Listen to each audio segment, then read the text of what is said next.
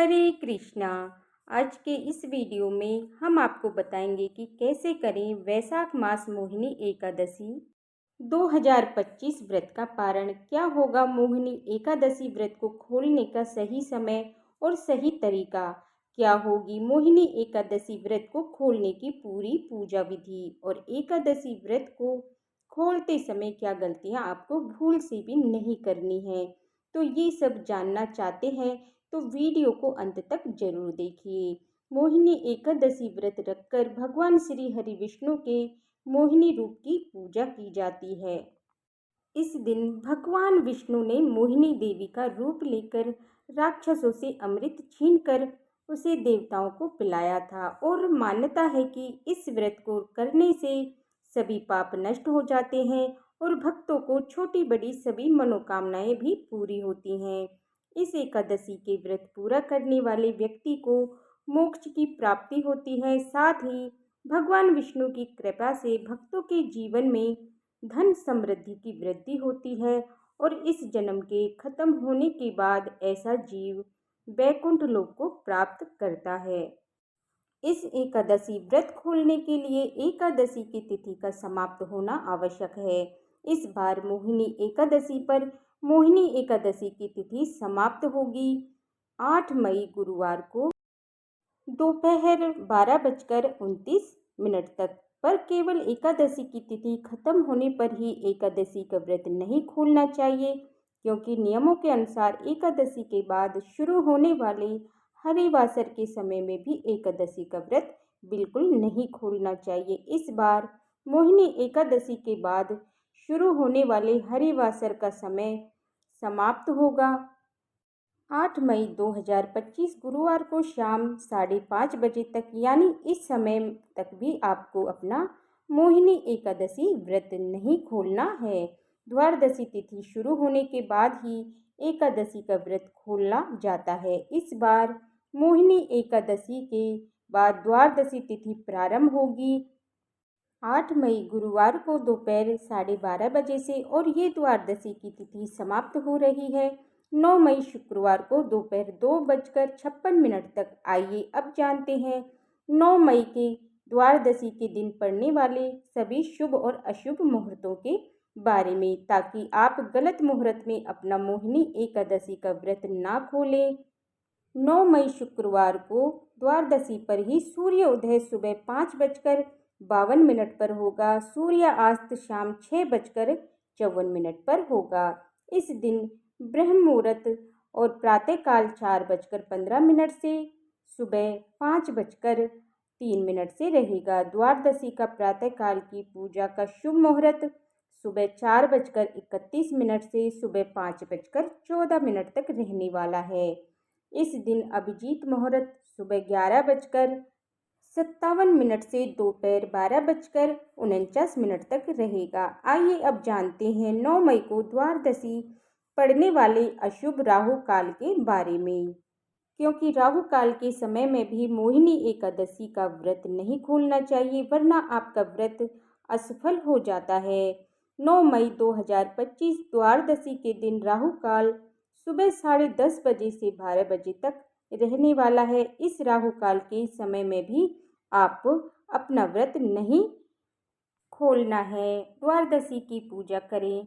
आइए अब जानते हैं 9 मई को द्वादशी पर मोहिनी एकादशी व्रत खोलने का सबसे शुभ और सटीक समय के बारे में। मोहिनी एकादशी का व्रत खोलने का सबसे शुभ मुहूर्त है 9 मई 2025 शुक्रवार को सुबह 5:52 से सुबह 8:16 के बीच में। इसी तय शुभ मुहूर्त में मोहिनी एकादशी का व्रत खोलने से आपको एकादशी व्रत करने का संपूर्ण फल प्राप्त होगा। आइए अब जानते हैं मोहिनी एकादशी व्रत को खोलने की, यानी मोहिनी एकादशी व्रत द्वादशी के दिन पारण करने की संपूर्ण पूजा विधि। मोहिनी एकादशी व्रत का पारण करने से पहले ये ध्यान रखें कि मुहूर्त के हिसाब से एकादशी तिथि हो चुकी हो। अगर द्वादशी तिथि सूर्योदय से पहले ही समाप्त हो गई हो तो एकादशी का व्रत का पारण सूर्योदय के बाद करें। इस बात का खास ख्याल रखें कि द्वादशी के दिन के अंदर ही पारना ना करना पाप करने के समान होता है।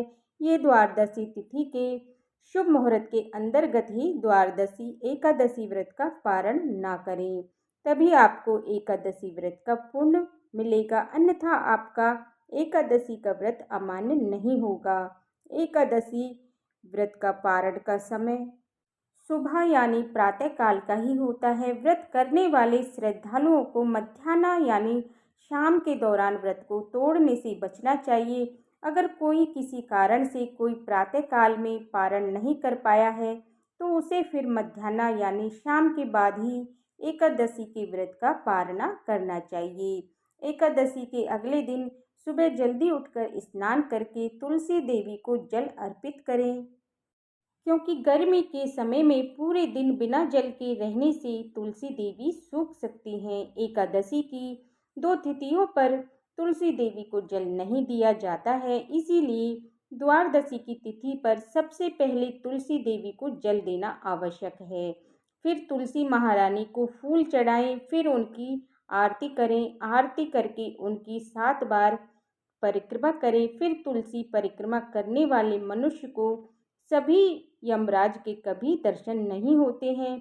और अब विष्णु जी की पूजा के लिए तुलसी देवी के कुछ पत्ते ले लें। अब भगवान विष्णु को स्नान करवा कर उनको पीले वस्त्रों से उनका श्रृंगार करें, उनको पीले फूल और तुलसी पत्र चढ़ाएं। फिर भगवान विष्णु की आरती करें और आरती के बाद जाने अनजाने में आपसे एकादशी व्रत के दौरान हुई सभी छोटी बड़ी गलतियों की करुणामयी भगवान श्री हरि विष्णु से क्षमा मांगे।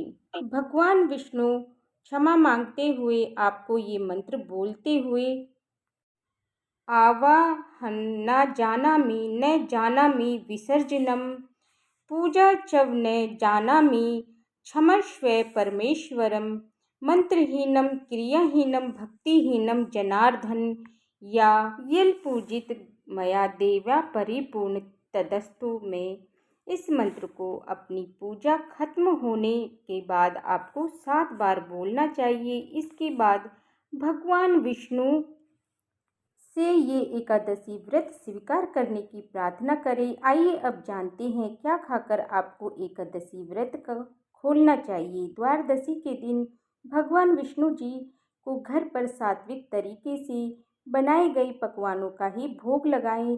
ये पकवान मीठे नमकीन दोनों ही हो सकते हैं। यदि आप द्वादशी के दिन मीठे चावलों का भोग श्री हरि विष्णु को लगा सके तो ये और भी अधिक शुभ होगा, क्योंकि द्वादशी के दिन पीले और मीठे चावल खाने से बेहद शुभ माना जाता है। एकादशी के व्रत में चावल खाने पर रोक होती है, इसीलिए द्वादशी व्रत को खोलते समय चावल खाकर ही व्रत को खोलने का नियम है। मान्यता है कि एकादशी के दिन चावल खाने से शरीर छोड़ने के बाद वो मनुष्य रेंगने वाले जीवों के रूप में जन्म लेते हैं, लेकिन द्वादशी को चावल खाकर एकादशी व्रत को खोलने वाला मनुष्य मोक्ष को प्राप्त करता है। आपको एकादशी व्रत का पारण करने के लिए पकाए जाने वाले भोजन में गाय के शुद्ध देसी घी का प्रयोग जरूर करना चाहिए। ये सेहत के लिए अच्छा होता है और ये शुद्धता भी होती है। आंवले के पेड़ पर भगवान श्री हरि विष्णु का वास होता है, इस कारण एकादशी व्रत में आंवले के पेड़ के विशेष महत्व माना गया है। इसीलिए एकादशी व्रत का पारण करने के दौरान आप आंवला भी खा सकते हैं। आंवला खाकर एकादशी व्रत खोलना भी बहुत शुभ होगा। इससे आपको अखंड सौभाग्य, निरोगी शरीर और संतान सुख की प्राप्ति होगी।